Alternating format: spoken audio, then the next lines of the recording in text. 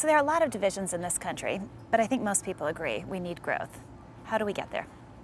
Well, it's a good question. I think they're going to try and figure that out on their own. I mean, obviously, the president-elect has run on a platform of removing regulation to try and allow businesses to grow more freely, lowering the tax rates and providing for a more international competitive system to allow the U.S. businesses to be able to compete better overseas and domestically, and also focusing on infrastructure, which is trying to create more jobs and get us back towards the top of the heap in how we rate on infrastructure, which we know is well underinvested in.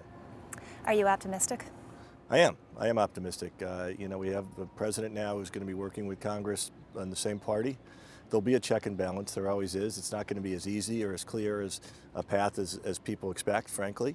But I think the policies that have been put out there, if they can be executed, will be great. I mean, we've been in a stalemate for the last 4 to 8 years and not much has happened, and it's time to get moving again. What would your top priority be? If you could pick one thing for Washington to accomplish, what would it be? If I think I could pick one thing for Washington to accomplish, would be to restore trust in the American people. Bottom line is, no matter what policy we want to do, we have to unite the people again and have them believe in the institutions of government, believe in the institutions of business. Because no matter what you advocate for, if the American people don't believe you or trust you, it's going to be hard to accomplish. And so hopefully we'll see some outreach. We'll see the division starting to heal, the wound starting to heal, Democrats, Republicans on things they can't agree on coming together. And when some of the growth begins to happen and jobs come online and the American people are feel more comfortable and confident and not as scared, I think that we'll start to see a renewed optimism. You've had jobs in the government. How do you advise business on how to work effectively with government?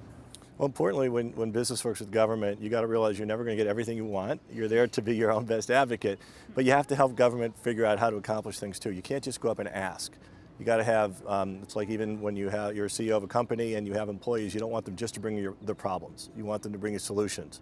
So we got to help the administration and the Congress understand, how can you do fiscally responsible tax reform? What does make sense? How do you create infrastructure in a way that we can afford it and that government and business can work together, because neither can do it alone. And so I think there's a real opportunity to partnership. It begins with dialogue. You know, business has been beaten up pretty bad in this election by both parts, the Democrats and Republicans. We need to rebuild those relationships, and I think it's not only an opportunity, it's our obligation. So there's just been a brouhaha about between Ford and Trump. Businesses move factories overseas for a whole bunch of reasons, sometimes to boost profits, sometimes just to compete in a globally competitive world. How difficult is this issue to fix? This is a big issue because, you know, we're not back in the 1950s or 60s where the U.S. is the sole place of economic activity for creation of a lot of materials. And we are in a global economy. 95% of the world's consumers and 80% of GDP is outside the United States. And if you look at all the people alive under 30 years old, 90% live in emerging markets. So we can't turn our back on that and build figurative walls. We've got to work from a workforce perspective, as well as from a selling into those markets for exports. Very, very important. So I think cooler heads will prevail. We're moving from the election season to the governing season, and I think when you get everybody looking at this issue, they'll understand it. So stepping back a bit, you've said that a stunning 75% of your employees are millennials. The median age of an EY employee is 29. You're one of the biggest hires each year. How do you identify talent and how do you inspire them? Well, so we look all over for talent. We get them all over the world. First of all, it has to be, you look at the whole group in its entirety. You got to get all different kind of people with all different backgrounds. I talked moments ago about all the people from emerging markets. Well, most businesses, 157 of the largest 500 businesses today are headquartered in emerging markets. So more and more of our young people are coming from that part of the world. But when we look for young people, they need to be inquisitive. They need to have a great set of values and integrity, and they got to be willing to learn. We spend $535 million a year every year just training our people. So they're going to learn on the job in addition to their mentoring, in addition to their experiences. So you want to have great people who know how to team, think globally, and come in with a mindset that they want to make a difference in building a better working world, which is our purpose. So I've learned a new word from EY, and that's teaming. Teaming. What does teaming mean? Well, teaming means a lot of things. First of all, it means that you you really can't serve anybody alone anymore. No one's smart enough to do anything alone. One. Two, people want flexibility. You talk about these millennials, they want to have a life outside of work too. Unless you have a team around you that could step in when you're not there and you feel confident that will continue to carry the ball forward, it's hard to be leaving work and taking care of your family or your parents or whatever it is. So teams fill many roles. They, first of all, help you serve clients better.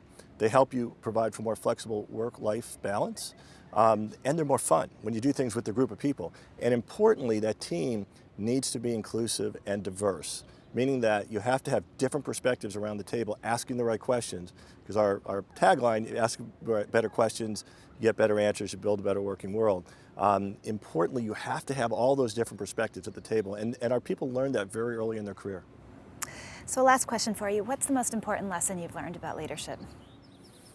Well, about leadership, probably it's more important to listen than to talk, and you can learn something from everyone, from when you're being interviewed on a show, or when you're talking to your young millennials, or you're talking to global leaders. And understanding what drives people, what gets them to be motivated to do what they need to do is really important. And so really often leaders like to go up and give good speeches, but more importantly, when they sit and listen to a group of employees, I think you walk out being better able to lead.